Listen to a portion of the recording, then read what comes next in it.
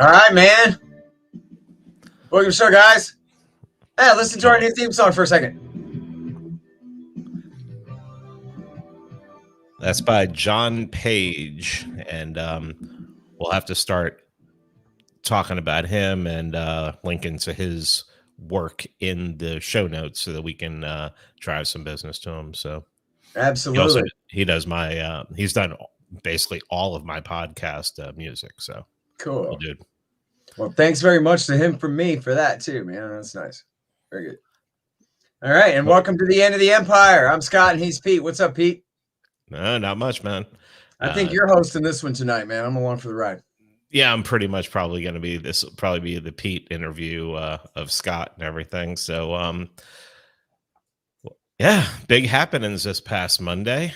What would well, where do you even want to start with this? The fact that there were people who showed up that couldn't even get in. Yeah, I mean that was a hell of a thing. Well, first of all, even before that, there were people who traveled all across the country to be there for this thing. Yeah. North, south, east, and west, and all over the place. People drove, people flew. There were people there. I met a guy there from Nevada. And then there was a guy that was turned away who was from Georgia. The guy's name was Martin, and I'm sorry, I forgot the name of his lovely wife there. And this guy, Pete, he didn't want the shot, but he got the shot so he could come to this thing. 2 shots. And then the guys examining the cards at the door, instead of doing like the perfunctory, hey, look, I did my best. He had a COVID passport, so what the hell? They looked and scrutinized and said, you are at only 13 days from your second dose. So, and the rule is you have to be 14 days out from your second dose. And the guy was like, what? And they said, sorry, that's it. Rules are rules. And wouldn't let the guy in. After him and his old lady flew in from Georgia to see the thing. Which, Martin, if you're watching, I'm sorry about that. It sucks. And thanks for coming in for everything. Anyway. But yeah, I mean, that was pretty bad. Yeah. And it's one of those things where I was staying out in Queens, and anywhere I went in Queens, they didn't ask for anything. I mean, even Long Island City, where Long Island City has become very upscale and very bougie. I went to an Italian restaurant on Tuesday. They didn't ask for anything. And, but the couple places that I went to in Manhattan, they did. And really, honestly, at this point, after this, I don't see a reason to go back to New York for anything. I mean, it's just, why would I give them any, why don't I just let them die? Why give them any money? I mean, I think a lot of people don't realize how much they do rely on tourism. Well, how, just stop going there. People need to stop going there. It was only my second time to the city, so I'm still like pretty impressed, country boy come to the big town, like, wow, we look at all these skyscrapers and everything. More than just a few of them. And I did go up to the Empire State Building and look out at the whole dang thing, man. It's the heart of the empire. It's pretty impressive. But yeah, I mean, I don't know how in the world that they can talk themselves into, having policies like this or getting away with this, or where the consensus is to allow them to go this far with the thing. You know how crazy it was? It was like, I took like 6 or 7 Uber rides. Only one driver was like, oh, can you wear a mask? Yeah. Everyone else was just like, oh, we don't care. We're just happy for the business. We're happy there's people here and everything like that, But I mean, those people at that theater, and especially at that bar, they were eager to, follow the mandates and be good little be good little privatized, quote unquote, privatized police for. That's a good point. Like the guy at the bar, he really like scrutinized my ID and my passport and made sure the names were the same, made sure my face was right. And I mean, it's not like he thought maybe I was underage. You look at all the gray in my beard. So that certainly was not it. It was like, he was really checking like a TSA agent or something, pretending he's got a job to do when he's, the bouncer at the bar, dude. So let me ask you, did you have a chance to meet and talk and at least exchange pleasantries with Bill before the thing started? Yeah. So that was the funny thing about it, right? So I went from, people being turned away at the entrance to I go in there. I guess Gene had already showed me around and said he wanted. Not exactly sure why. At the beginning, he wanted us. Oh, so we could see the comedy show. He had us both sit, all the way. I guess I forget which is stage right, and in the front row there. And then, once it was the comedy show was over and it's his turn to introduce us, then we're supposed to go behind the curtain there and then up the stage, the back way to the stage or whatever. So he came and introduced him, and we're sitting there talking, and we're just talking about the weather and housing prices, and oh, you're from Austin, that's interesting, and just whatever, this kind of small talk stuff. And I was actually thinking, he's a very affable guy, right? He comes across as very like, hi, how to, nice to meet you kind of guy. And so we're just talking, and I was actually thinking, like, is this wrong of me to like, let his guard down a little bit by like being decent to him at all right here, because things are going to change once we get up there. And then I decided, nah, screw him, man. What am I going to do? I can't be rude to him now. And because that would, one, be jerky, and then two, it would give away the whole game that you're in real trouble here or whatever, which he should already figured that out.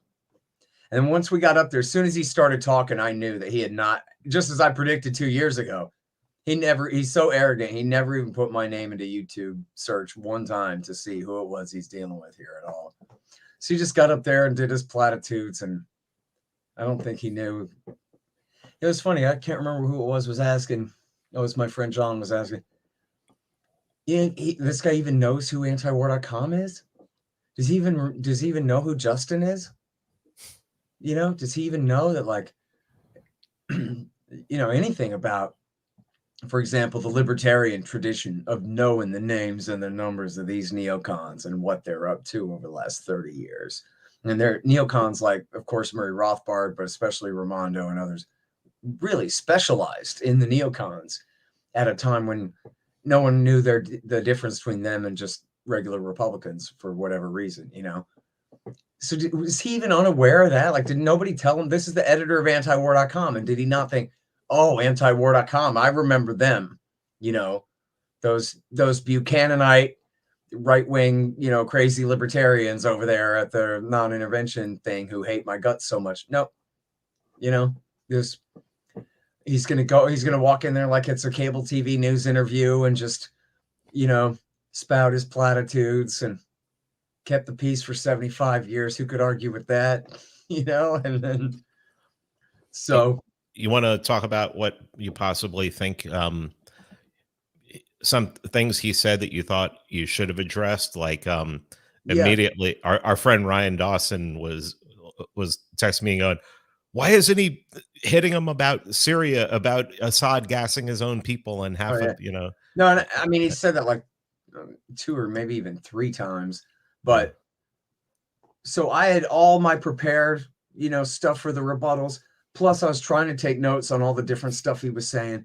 And then I guess, frankly, my notes were just not really in order. Like, I already had notes where they probably shouldn't have been yet. So then when I'm like jotting down new stuff, it's in no particular order. So then when I'm up there rebutting, I'm not going from memory of what he said. I'm looking at my page of notes going, what have I left off of the list that I still need to address here? And I think at one point I'm in the middle of talking about something else, and there's this time crunch pressure under this thing. And it takes me forever to explain anything. So I think I'm in the middle of like arguing about World War I and World War II. And then I'm like, oh yeah, and I got to address the Syria sarin thing in a second too. Like, note to self out loud in the middle of my other train of thought about Woodrow Wilson or something like that. I'm not exactly sure, but it was something like that. And then I got back to Syria, and then I just argued the point because he was saying that America hadn't intervened there at all. And I was saying, yes, they did. They intervened on the side of Al-Qaeda there and all that. And then, yeah, absolutely, I should have said, look, there's a sub-chapter in my book called 3 Fake Sarin Attacks, where I claim outright this was fake, and this was fake, all 3 of them, August 2013 and April 2017 and April 2018 in Ghouta, Khan Shikun, and Douma. All 3 of the major sarin attacks that they pinned on, or supposed sarin attacks that they pinned on Assad. All three were hoaxes. And the first was a false flag by Al Qaeda and the Turks. The second one was evidently like an improvised reaction to a conventional strike that caused a poisonous gas cloud because of what was hit, and different chemicals being mixed with water and different things. All this. Gareth Porter has written the best on it, of course. And then Douma, which was the ridiculous hoax at the hospital that was debunked by Robert Fisk the next day or 2 days later. And then, of course, the ridiculous hoax at the apartment buildings, which was debunked by Moon of Alabama. Bernard at the Moon of Alabama blog debunked this in real time. What do you mean it came through a hole in the ceiling over there, but it's lying on a bed over there, undamaged, after punching through concrete and all that? Like, it was obviously fake from the very beginning. And even though they claimed it was sarin at the beginning, they ended up backing down saying it was only chlorine, which is not even a banned chemical weapon anyway, which is also a lie anyway. And then now, because of WikiLeaks and Aaron Mate and the great whistleblowers at the OPCW, we know that the guys who wrote the original report didn't come to any of the crazy conclusions, the accusatory conclusions against Assad that the final report came up with. So the whole thing is BS. And I absolutely wish I had addressed that. Also, I didn't hear him say, someone brought this up to me later. But I don't remember this part, and I guess I need to go back and watch the thing. I try to watch. I actually haven't gotten a chance to sit down and watch the whole thing yet. The official produced Reason Magazine version will be published in the morning. I guess I'll sit back and watch the whole thing then. But anyway, at some point, I believe he said, someone else told me that he said that America did nothing as Saddam waged the war against Iran in the 1980s. Yeah, he did say that. He absolutely said that. Yeah. Which I didn't contradict him for saying that, but I did address American support for Saddam and his attempted regime change in Iran before he had a chance to tell that lie, I think, unless he said that in his opening statement. It wasn't his opening statement. Yeah, it was later. So I had already told the truth about that, and he wasn't directly debunking me and saying that I was wrong when I said that we backed Saddam. He just didn't address that. He just claimed that we didn't. But he didn't even do it in a way where he was like contradicting what I already said, because I guess he wasn't listening to me when I said that either. You know what I mean? So, but I wish I'd had a point I wish I had noticed that and had the time to address that, because another thing that he said, which would have been the same in the same answer, was he said Saddam Hussein, in the previous decade had killed, I don't know if he used numbers, but had killed, large numbers of his own people. Well, yeah, but that's a reference to the Anfal campaign against the Kurds in 1983 and 84, when he's backed by the United States of America. And all the way through, and which it was like 100,000 Kurds were killed in the Anfal campaign. It's an absolute atrocity. He was America's client at the time, fighting the war against Iran. And Ronald Reagan didn't do anything about it. And in fact, when he resorted to using poison gas against the Kurds at Halabja, the Reaganites spun a whole lie that Iran had done it. And, it was the later ex-neoconservative Jude Wanniski, who had, done a bunch to carry the water for that lie at the time. He was a good man later in life. But anyway, the whole thing was a hoax. That Iran had done the thing that they spun as cover when Saddam did the Halabja massacre. And as I cite in the book, and anyone can read this at foreignpolicy.com, Shane Harris, who, is funny, Pete, I don't know if I knew this. I don't think I knew this. I think in my book, I was just smearing and slandering the guy by saying even Shane Harris, the semi-official spokesman for the national security state, because I refused to dignify him with the term journalist. I actually read somewhere that, no, he actually used to be CIA. He really did, Shane Harris. He used to be a government, I don't know exactly CIA, I think CIA, but it's some kind of intelligence agent anyway.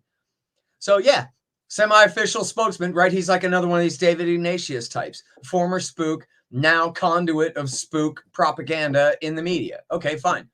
Well, so therefore then, if you like my confirmation bias, even Shane Harris reports in even foreignpolicy.com that, yeah, this was the worst chemical warfare on the planet since World War I, and it was all America's fault. And Ronald Reagan had paid for all of that. They bought all the chemical weapons from our allies, the French and the Germans, and I think the British too, certainly the French and the Germans. with American money, and they used American military satellites to give Saddam Hussein intelligence to use to target the Iranian troops in the field with sarin and tabun nerve gas, the worst nerve gas, the worst chemical warfare since World War I. And that was all on the U.S. So for him to try to say, oh, yeah, no, this is why we had to go after Saddam, is because back when he still worked for us was when he had done his worst stuff. And even Iraq War I, we didn't have time to address this. Iraq War I. And man, preparing for this debate, Pete, I went and found, I knew this already, but I had flown in one eye and out the other, man, that in the article, Wolfowitz and Khalilzad in the Weekly Standard, 1997, overthrow him.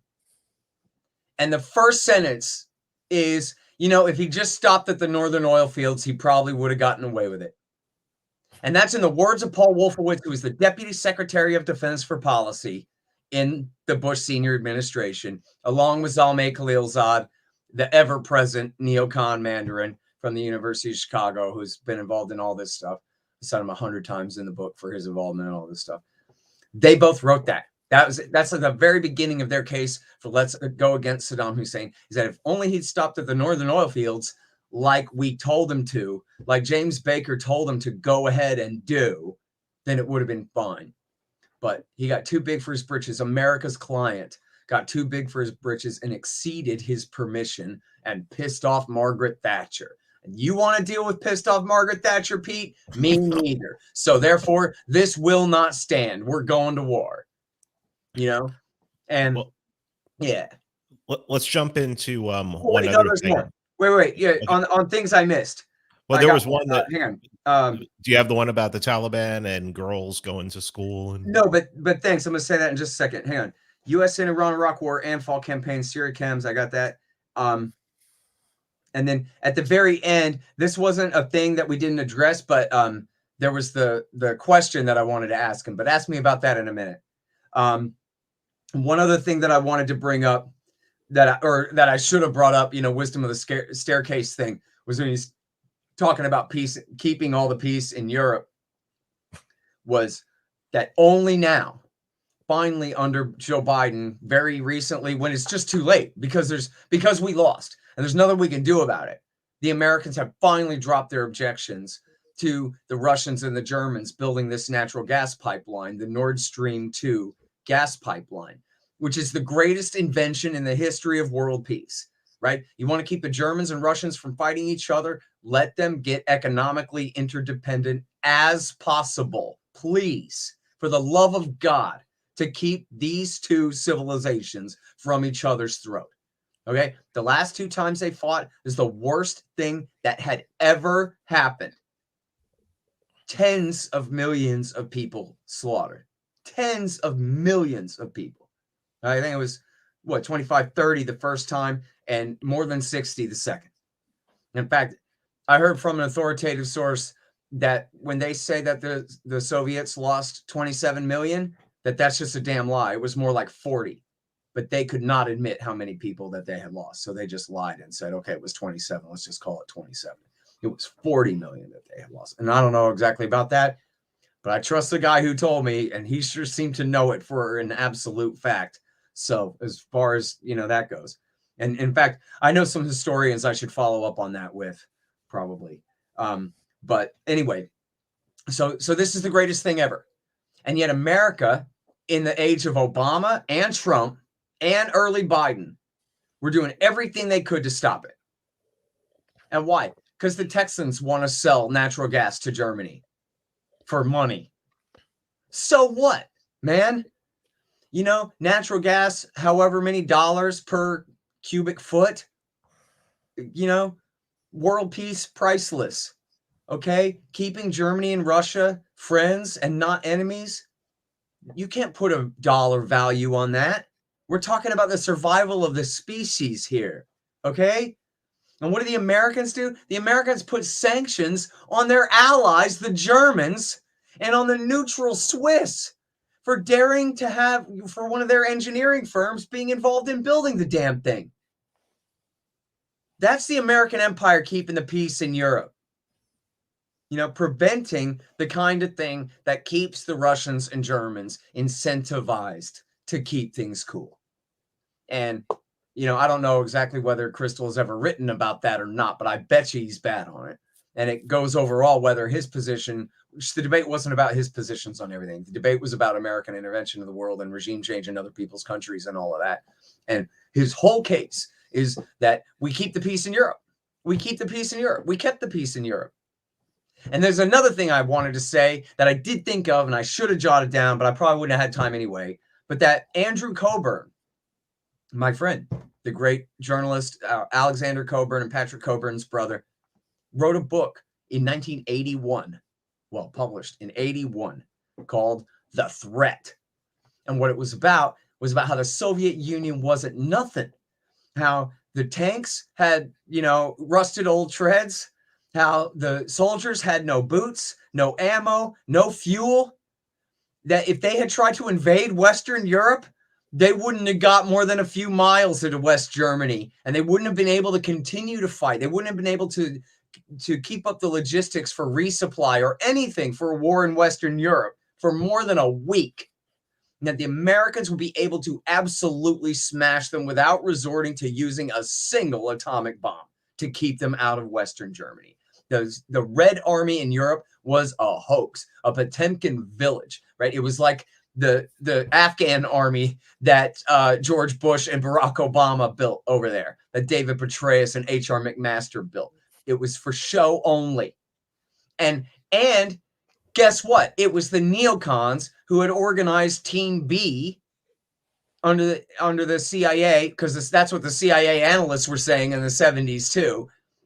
And the neocons, all the guys from the Committee for the Present Danger, Norman Podhoretz and Irving Kristol and all their friends, came and they put out the Team B report saying that no, the Soviet Union is 12 feet tall. And in just a few years, their economy will surpass ours. And listen, when we put our best sonar men on the job and they can't find the super secret silent Soviet submarines that we know are all over the oceans, all over the planet, well, that's just the proof of how silent they are, Pete. And the more you can't hear them, the more of them they are. We think there might be as many as 12 or 24 of them things floating around out there somewhere. And the fact that we can't find them just goes to show how awesome they are at hiding all their great new technology. And then this is why, famously, like even, your mom and dad and your next door neighbor remember the cliche from back in the time that the CIA, I mean, just think about being able to say this sentence in English out loud, that this is right.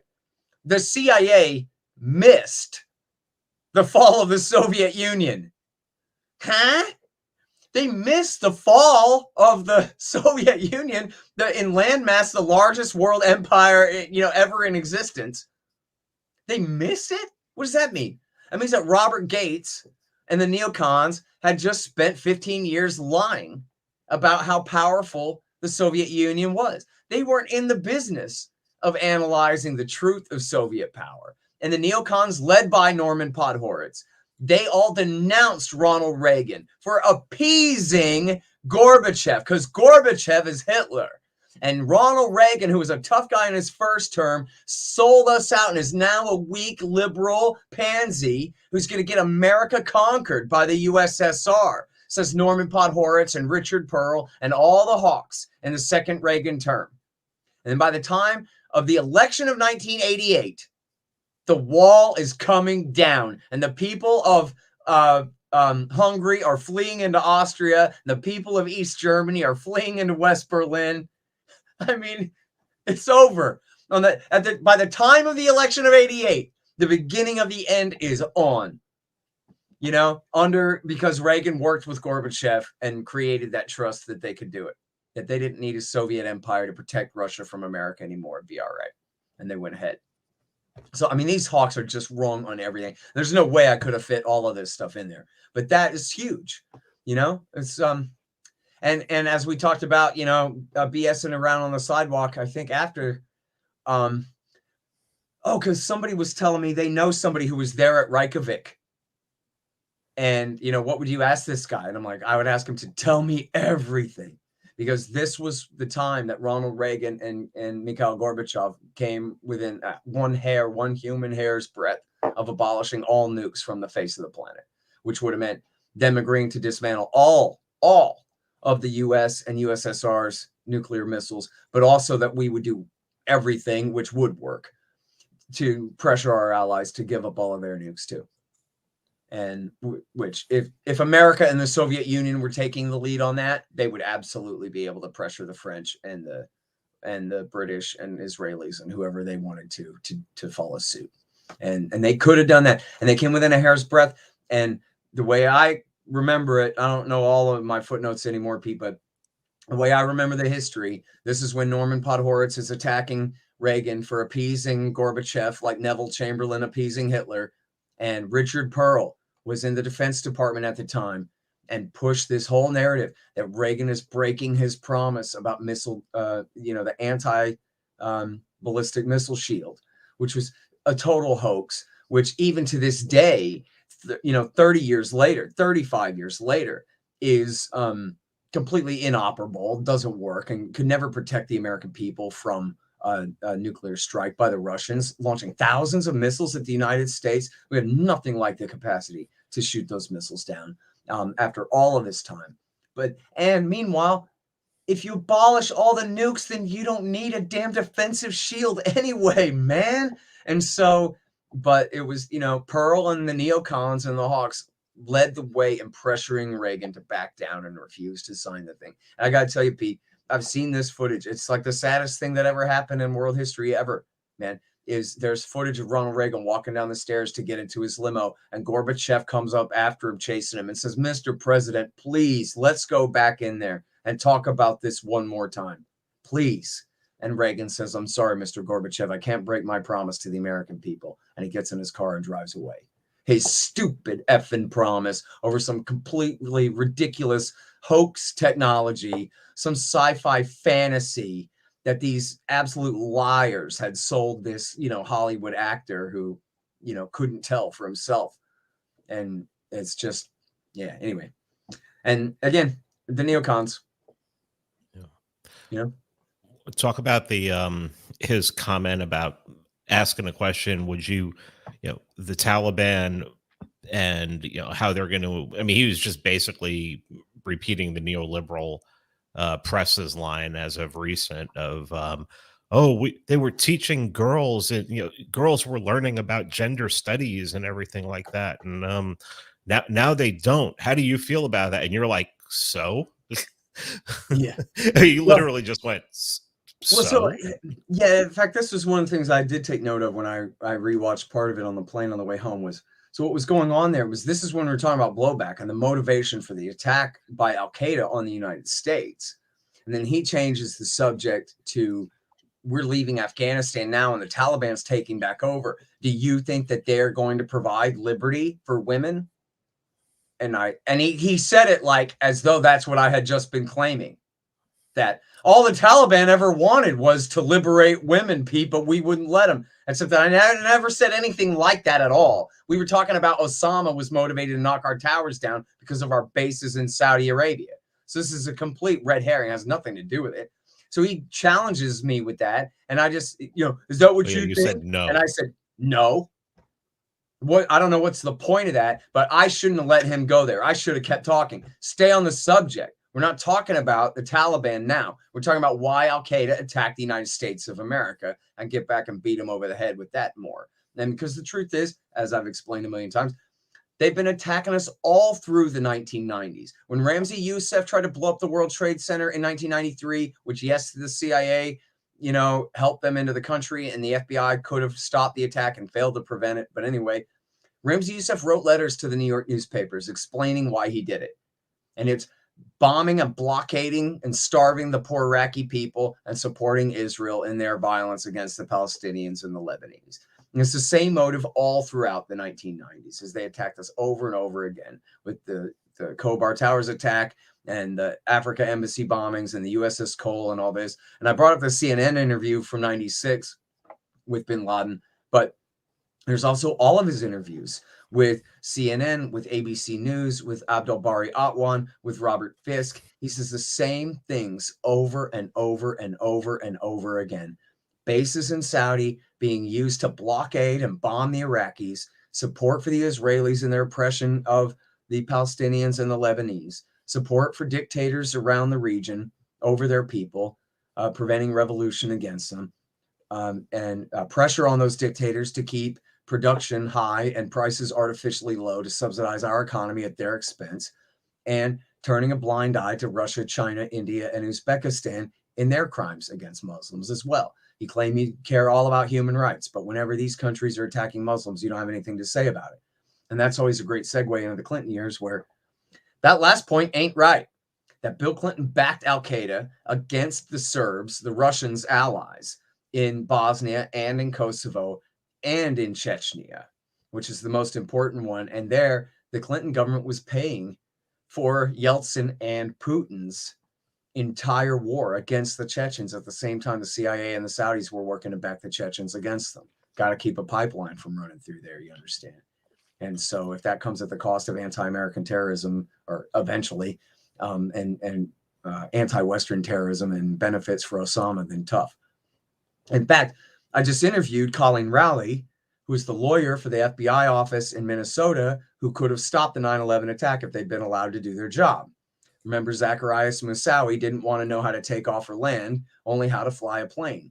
And the people at the flight school called the FBI. They were terrified of this guy. Called the FBI, and the FBI agents on the scene, they were smart about it. And one of them on the team even speculated in writing, I think this guy might want to try to crash a plane into the World Trade Center.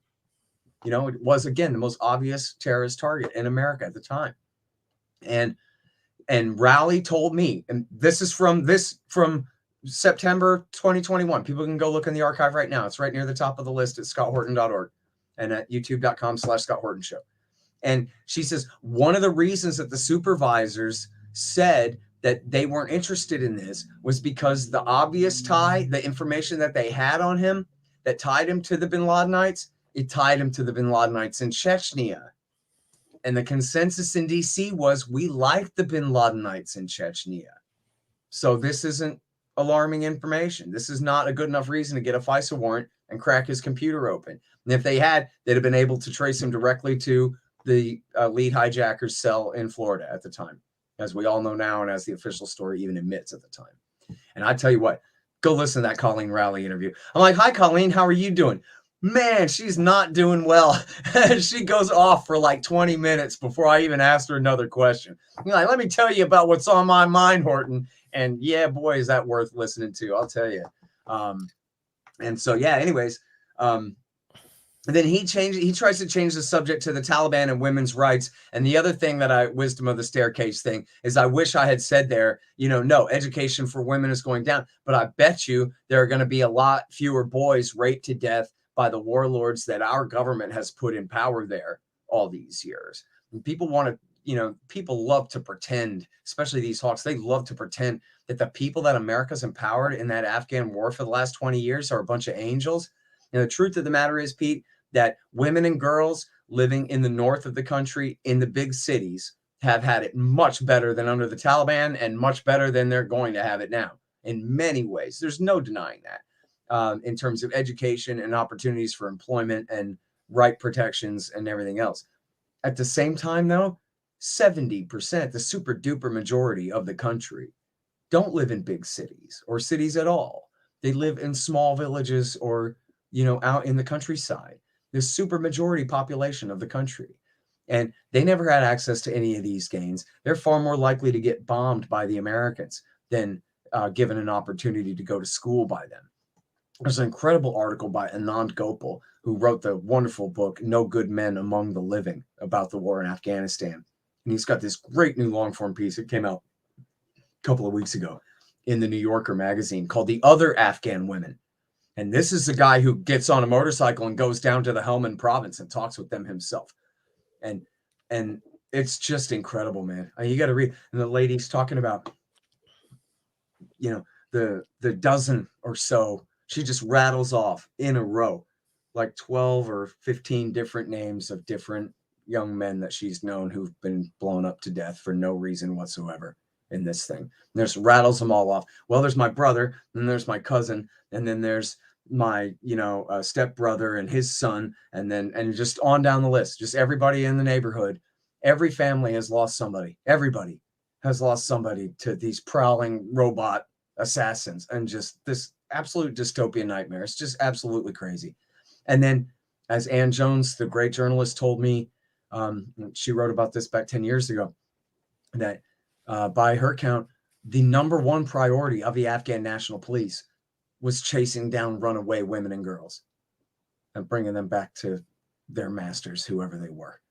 And, even the parliament that America had installed in power in Kabul had passed a law a few years ago that I believe that they repealed finally under pressure, that said that men have the right to starve their wife to death if she refuses them sex and this kind of thing. So, they want to pretend like, oh yeah, no, everything was great and now everything is going to go back. But that's not right. There have been some gains for some people in some places. Meanwhile, the entire nation has been under a bombing campaign for 20 years, in the middle of a civil war for 20 years. And yes, the Taliban side of the violence is absolutely criminal as well. They use suicide tactics against innocent civilians and you name it. I'm not taking their side in this thing at all. I'm saying, they played their role in making lives miserable for people all over that country as well. But for him to pretend that they've just gone from paradise back to hell is just not true.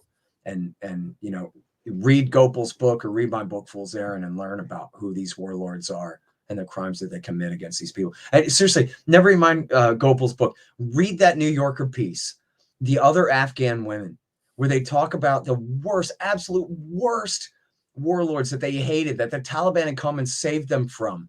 The Americans came and put them back in power over these people. It's just sickening, man.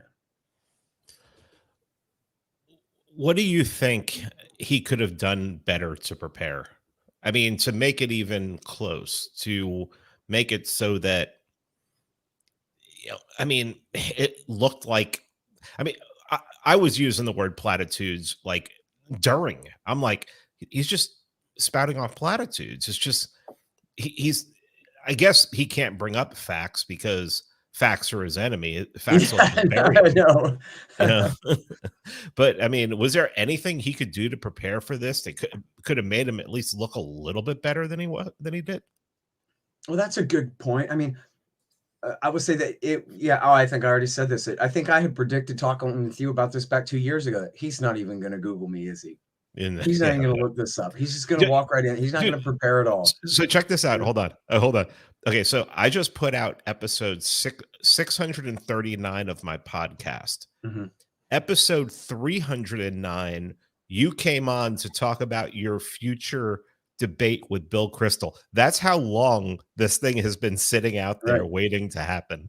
Right. So remember, it was right around this time in 2019, it was announced that it was going to happen in May 2020.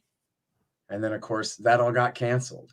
And then, Gene tried to get it done in the spring, and Kristol was overcommitted in the spring and couldn't do it. And then Gene said, well, how about the fall then? Find me someday in the fall you can do it. And they settled on October the 4th. And I said, fine with me, let's do it. But yeah, so he's had 2 years to just figure out, and I told Gene at the beginning, I was like, man, are you sure about this? Because I think there's at least a real good likelihood, right? I don't know, that he assumed that we're talking about the other Scott Horton is probably the only Scott Horton he's ever heard of. He's a good man. He is, but he's a member of the Council on Foreign Relations, and he's a lawyer from Patterson, Belknap and Webb, which is an extremely powerful law firm in New York. He's a professor at Columbia University. And to me, he'll always be an anti-torture hero of the W. Bush years. He just did absolutely heroic journalism during that time. Horrible on Russiagate, but whatever. I love the guy anyway. It'd be like if you were horrible on Russiagate. Well, I still love you, Pete, but god dang, man, get your head together. But look, the other Scott Horton is a gentleman. He's a professor at Columbia University. I'm not. And so I told Gene, like, geez, I don't know, man. almost false pretenses, but I mean, the mistake would be his. And Gene told me, look, I told him, it's Scott Horton, the author of Fool's Errand, Time to End the War in Afghanistan. He's got Google. If he doesn't want to take the responsibility to do the slightest bit of diligence here. And it could be that he doesn't even know who the other Scott Horton is, right? It could be that he was just, he's going up against some guy named something, and it doesn't matter. And he's just going to get up there and say, we've been at peace for 75 years, and like he always does. And then that'll be that. So, so how better could he have made his argument? I don't know. I think actually, what you call platitudes, you're right. And in a sense, like the best he could say is like, well, think how much worse it could have been, right? But he is right in a sense that, like, just to say, hey, on the face of it, we haven't had any nuclear wars. And as bad as things have been, it is pretty easy to imagine them getting worse. He also did say that we hadn't. He also did say we hadn't had any attacks since 9/11. Yeah. Oh, that's another one I didn't get a chance to address. Yeah. And I had that all in my notes too, because I was going to say, if you don't include Fort Hood and Orlando and San Bernardino and the attempted attack in Times Square and over Detroit, on Christmas Day 2009 with the underpants bomb and all of these things. And also if you don't include Manchester, England, or Brussels, Belgium, or Paris and Nice, France, or any of these massive attacks, and or in Germany, the massive hatchet attack on the train in Germany, and all of these things. So that's another thing that I didn't get a chance to say. But on like keeping the peace in Asia, right? Like this is Andrew Bacevich talking. Bacevich is like, we ought to get the hell out of the Middle East. But Asia, I don't know. Maybe it'd be better for us to continue to stand between China, Japan, Korea, and Taiwan, because I'm afraid if we end the status quo there, that as the balances of power shifts, that there could be real problems there.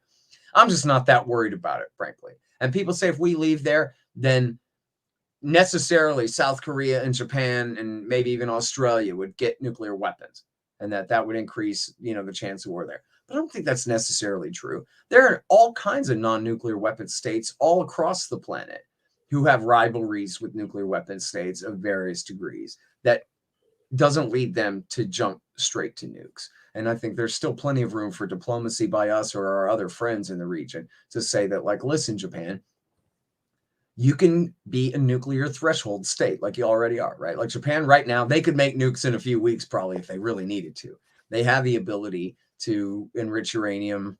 I don't know exactly, but I'm sure they have the ability to enrich uranium, certainly to produce to weapons grade, I mean, and certainly to produce plutonium and do the separation or whatever. If they had to build a new factory to do the isotope separation, they'd probably have it done in a few weeks and could make nuclear weapons. But that's in itself a deterrent, right? Like, don't mess with us or we will. It's like having bullets in one pocket and a gun in the other. You could have a loaded gun, but you know what? This is an okay deterrent too. But like, it is a real gun and these are real bullets. Don't make me load my gun, dude.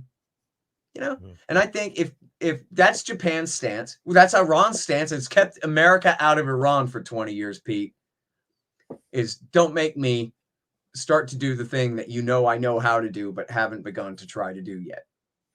So I think that makes perfect sense for Japan and Korea to stay nuclear weapons threshold states.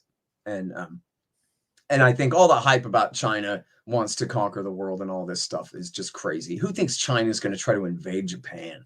You know what I mean? I guess you can make up scenarios. Well, they're going to economically blackmail them into what? I don't know. Nothing. Stopping trading with America or something? No. I mean, what all these nightmares are just fantasies is what they are.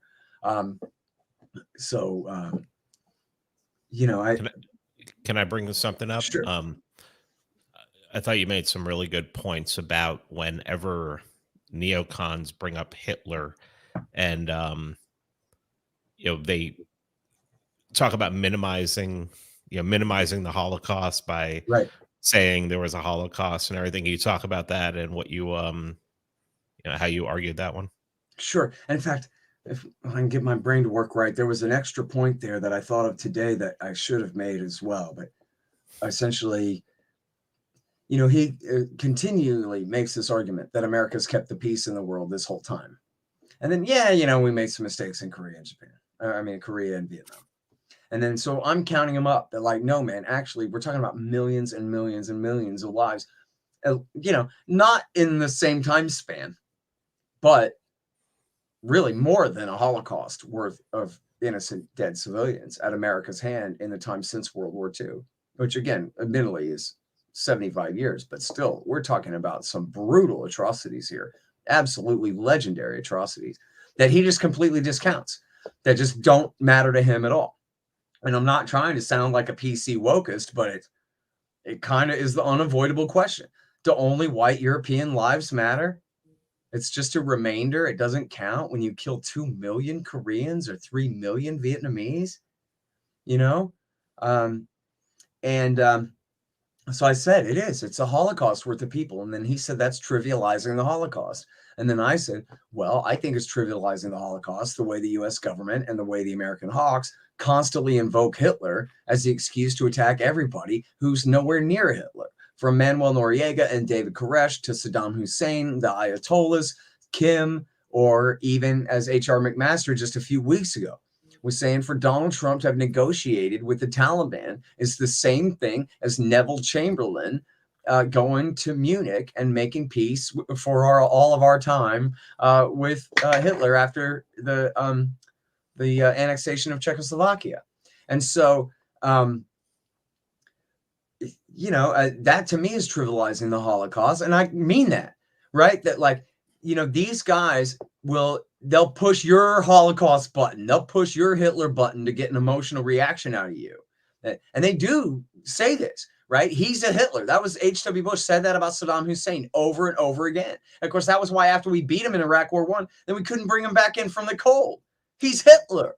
So now we had to tell you all this BS to get you to support the war. Now we have to keep up a Cold War against him until he dies of old age or until W. Bush gets elected and starts the war back up again.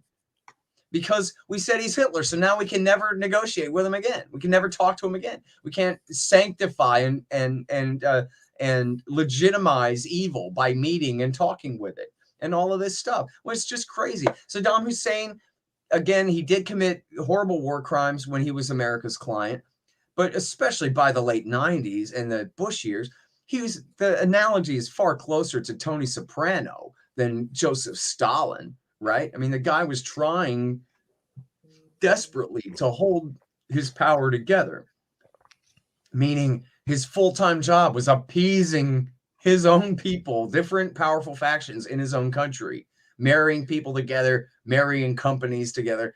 Just, again, with the Sopranos reference. There's a great book by Scott Ritter called, forget which one it was, Endgame, about Iraq, where he's still saying this is when he was still much more of a hawk, but he just does a great job of describing Iraqi political society during the 1990s. And, the idea that this guy was a threat to anyone is just completely crazy. I mean, other than Iraqis, it was just completely nuts. And even at that point, he wasn't a threat. I mean, look, even the premise of the no-fly zones, right, was we have to keep these no-fly zones to stop him from massacring all the Shiites and the Kurds.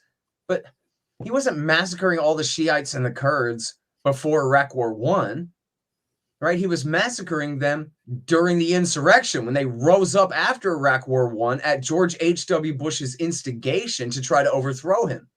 But then, of course, H.W. Bush legendarily changed his mind, stabbed them in the back, and let Saddam Hussein keep his helicopters and tanks and crush the insurrection. But once the insurrection was crushed, it was crushed. Then they had to pretend that, he's going to just murder every last Shiite in the country? And so we have to stay for another decade to keep him from doing that? It was a total lie. The whole time it was a lie. Anyway, I'm sorry. What's the question? Shit, I don't remember. Maybe one of these guys is less of a stone than me. I have no idea anymore. Yeah, we went way off on that one. We do that sometimes. Come on, chat room boys, help us out here, man. Let's one of y'all is less stoned than me and less drunk than him. Well, we were talking about we were talking about I hope that would be good if the chat was less and less. Yeah, right. Maybe I'm assuming all the Hitler comparisons. Oh, the Hitler. Yeah. So, yeah, you know what? Somewhere in my lost train of thought today, Pete, I had come up with another Hitler angle that I meant to say about, to turn back on him about diminishing the Holocaust thing. I can't remember what it was anymore. I was hoping it was going to bubble up while I was rambling about the other thing, about, the way they always bring up Hitler for everything. But there was something else about that. I can't remember.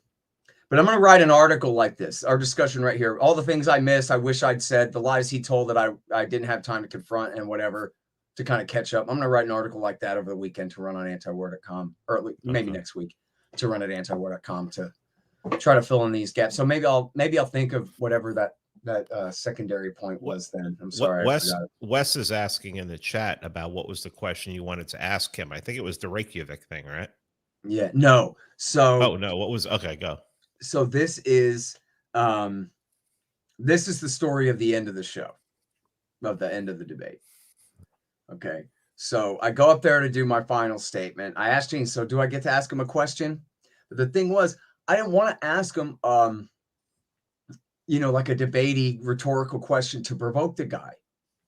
In fact, originally I had written it more as just an insult because I knew the answer was no anyway. But then I actually was not going to ask it that way. I was going to just be sincere about it. And then at the end of my thing, when I wrapped up and I, talked about Somalia and whatever, which you're not allowed to do that. You're supposed to recap. You're not allowed to like bring up new points, but I didn't know that. Tom told me that later. You're not supposed to do that. Oops. Anyway, at the end of that, I still actually had time.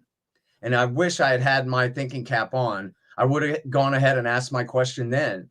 And even better, man, I would have been able to say to him, if I'd really been paying attention and thinking on my feet, that, look, Bill, you just said you're anti-war. Now, I'm really glad that I defeated you so badly in this thing that you now call yourself anti-war. That's a win over Bill Kristol when he's going, look, I'm anti-war by the end of the thing. But look, and I was going to say what I would plan to say before that anyway was, listen, obviously you're a hawk and you have a reputation as a hawk, but you don't have to be a hawk on everything.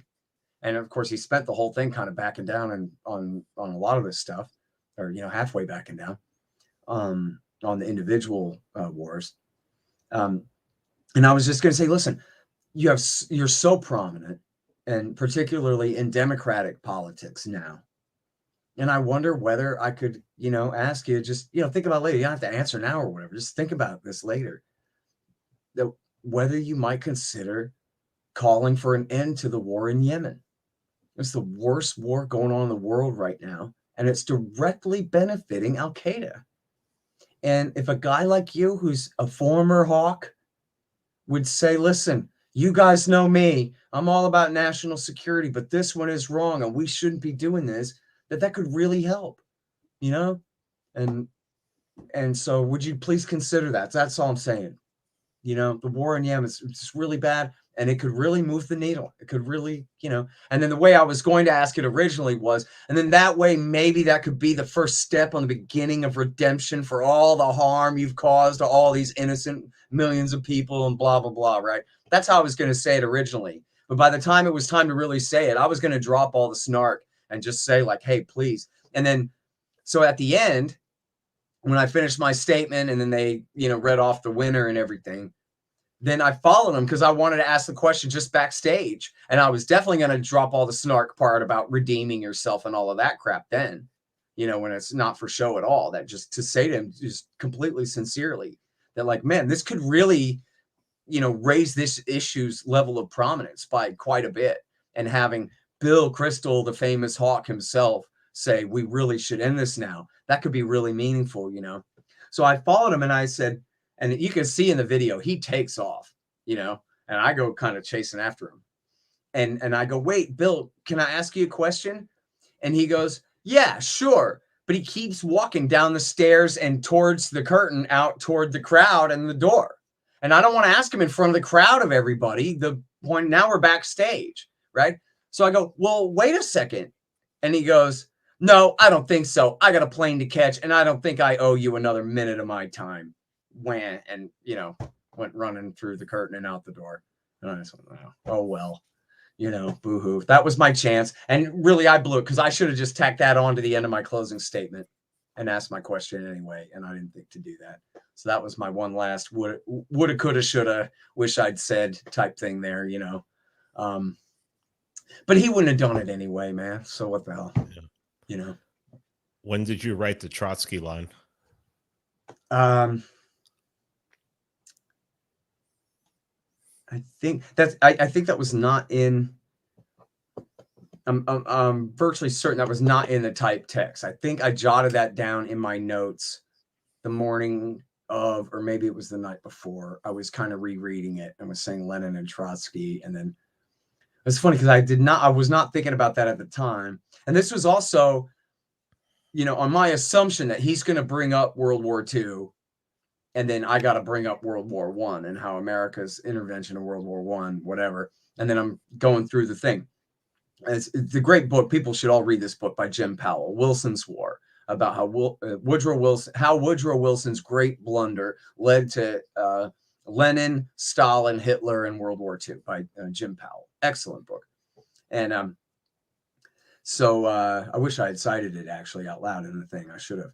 But you know, the story is there that Wilson essentially gave a Lend-Lease type program to Kerensky to bribe the interim government. The original Russian Revolution was in March of 1917. Right. And the communists didn't take over till October. And Woodrow Wilson gave the guy a bunch of money and fuel oil and trucks, and I forget guns or not, but enough equipment to help and millions of dollars, and convince Kerensky to stay in the war. And I even learned this in I think junior high, elementary school or junior high, that man, the Russian people were so anti-war by then. And that was Kerensky's big mistake.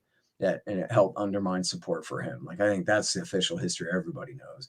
But then it also meant that the soldiers weren't there to protect him. They were all far away.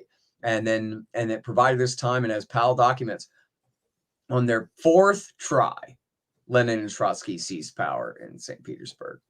And so I had already kind of had that written for, like, okay, if he brings up World War II and I have to say it in the rebuttal, kind of here's my points I want to make sure and make, kind of thing. And then I was just reading over that, and Trotsky jumped out at me, and I remembered Eric Garris telling me from antiwar.com, telling me, listen, don't just go all hard on the Trotsky thing. Everybody says that, like, and I can't remember. I think I had a different reference to Trotsky that I had cut for time earlier, going through editing or something.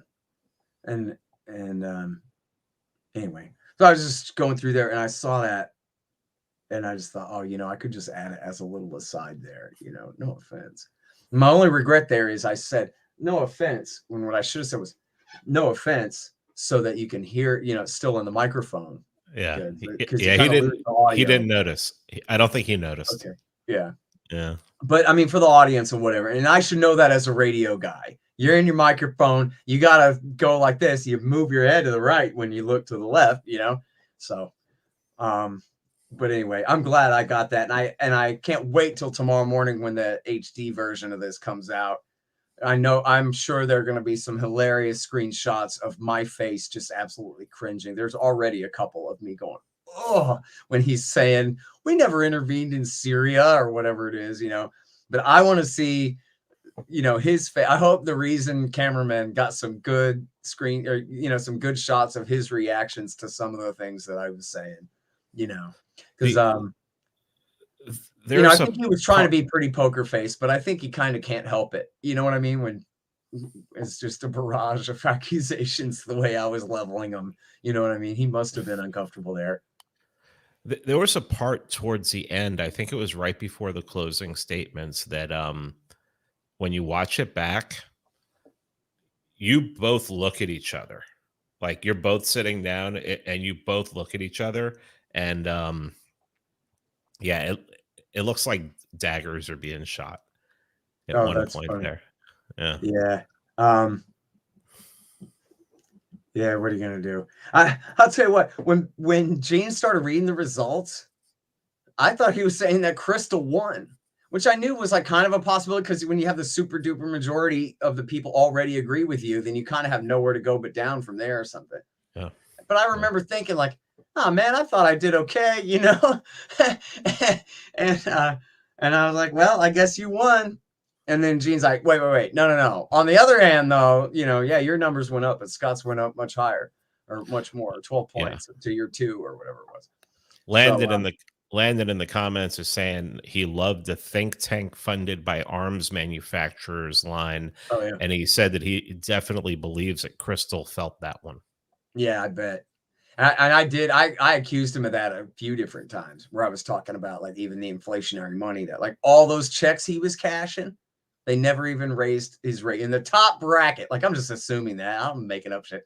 In the top bracket, they never even raised his tax rate a minute to pay for this war. They decided to borrow it all from China and print it instead. So yeah, if you run think tanks armed by arms manufacturers, you're doing great. The economy's doing great, and you don't know what anybody else is complaining about. Why would you? The guy's completely recession proof. Yeah. And I wonder, I'd like to know, man. Some good journalist should look up his salary at his various think tanks that he runs, the Foreign Policy Initiative and these other things. I bet you he makes hundreds of thousands of dollars a year every year this whole time or more, millions even. Well, it's really hard when you look at somebody who I'm not going to say that he's evil. I'm going to say that he just stands for things that turn out to be really friggin' destructive for human beings all over the planet. And it's really hard not to attack somebody like that personally. And you had your digs in there, but I mean, it wasn't like you were up there calling him the worst kind of person on the planet. And that takes a lot, because someone like me who's just wants to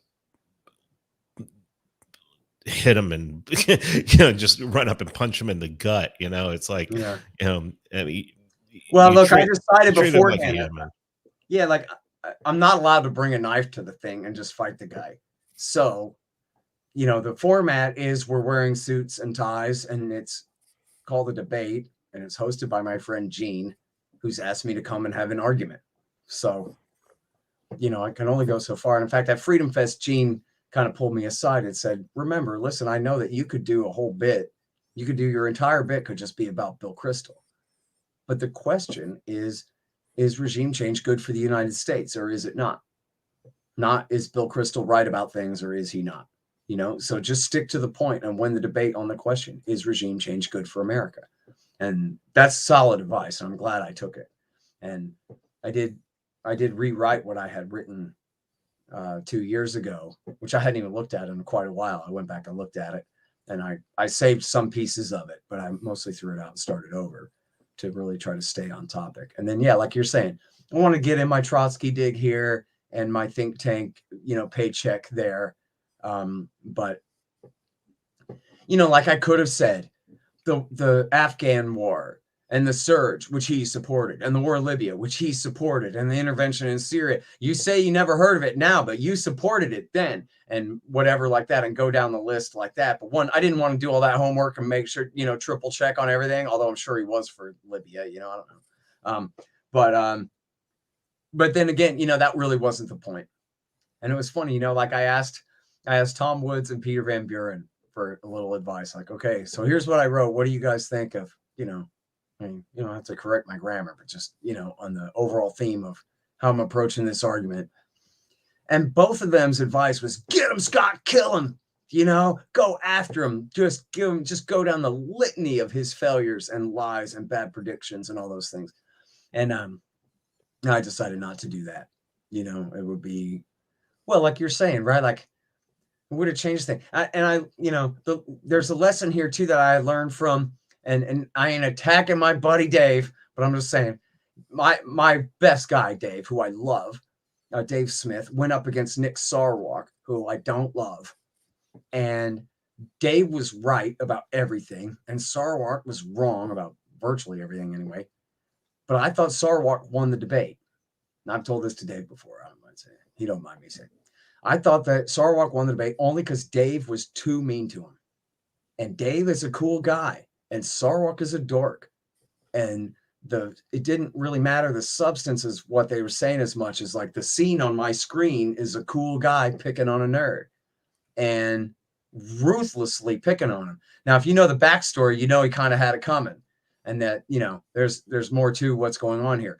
but just like in the overall scene, yeah. And the same thing here. I'm cool. I fucking skate vert, dude.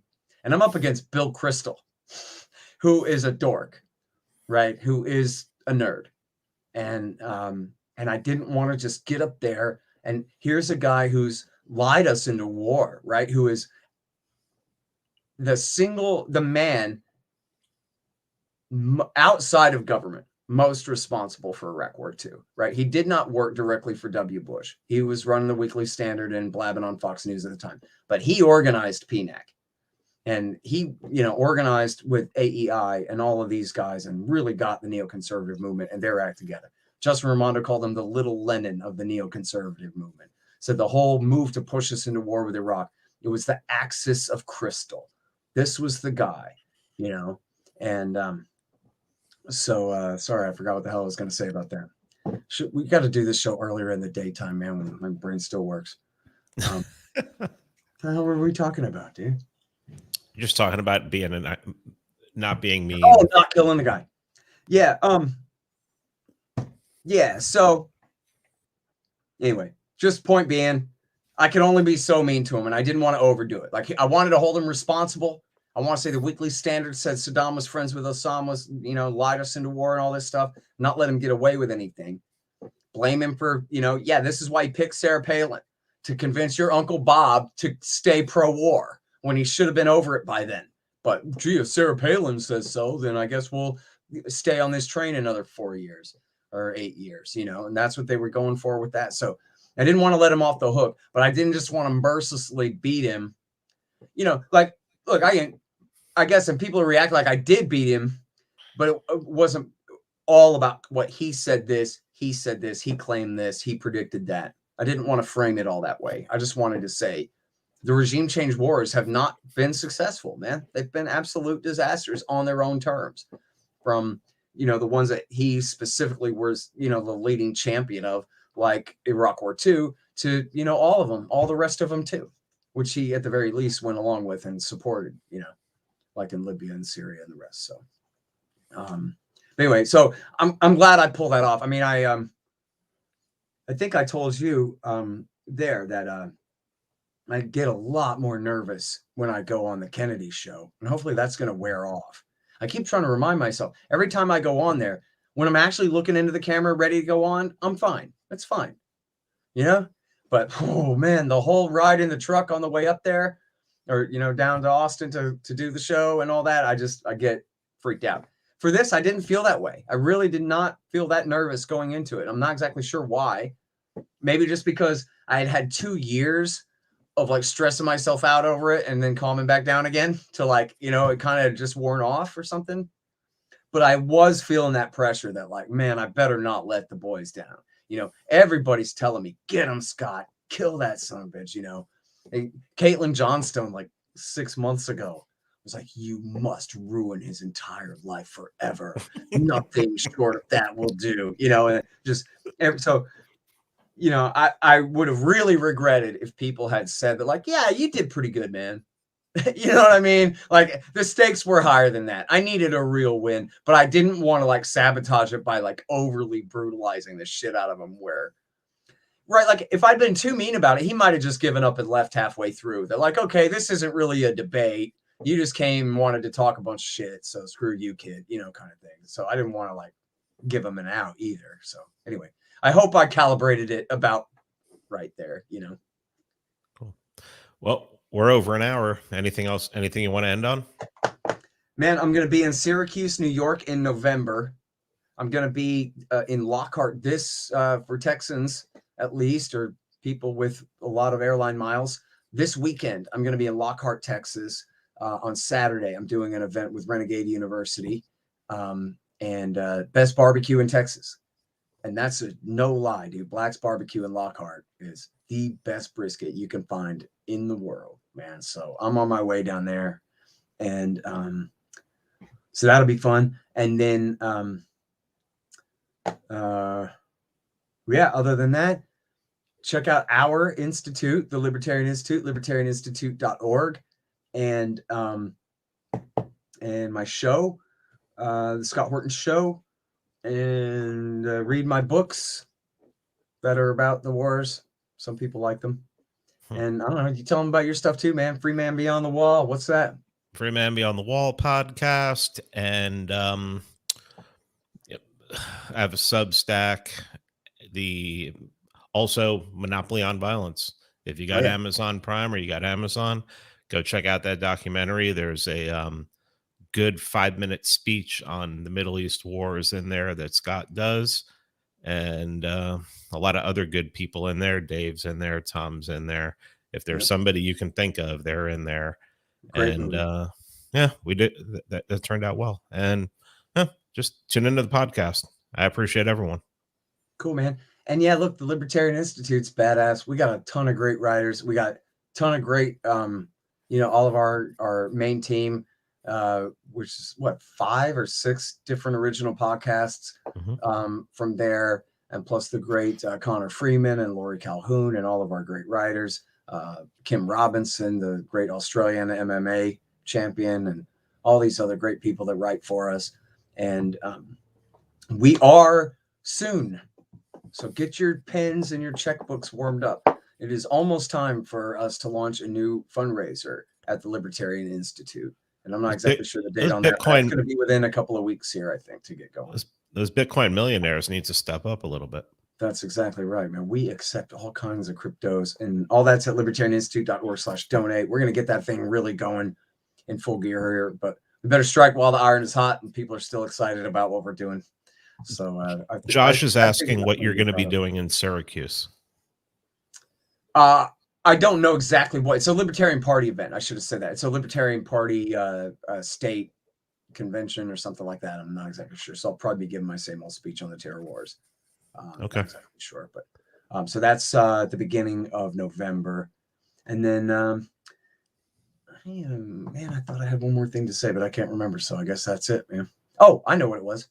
Tomorrow morning, Reason Magazine will be posting the good version, the edited high def. That basically there's a bootleg out now. That's the live stream video, but there will be an edited HD version. The Reason Magazine professionally produced version will be coming out tomorrow morning. So that's the one, everybody. Forget you ever saw the old one. Take that one and help make that viral. Let's get that out. And wouldn't it be funny, Pete, if Bill Kristol has 1 million followers on Twitter, if every time he ever tweeted ever again for the rest of his life, the first comment was somebody posting a link to that video, him getting stomped into the ground for being more responsible for the rise of Trump than any other man in the country as he rails against him, Man, that would be sweet. Wouldn't it? All right, boys. Well, thank you very much for watching, guys. Really appreciate it. Libertarianinstitute.org, scotthorton.org, and what's your Substack? Pequeñones.substack.com. All right, killer. By any memes necessary. Come on, that's a great name. That's a great name, man. All right, you guys. Thanks.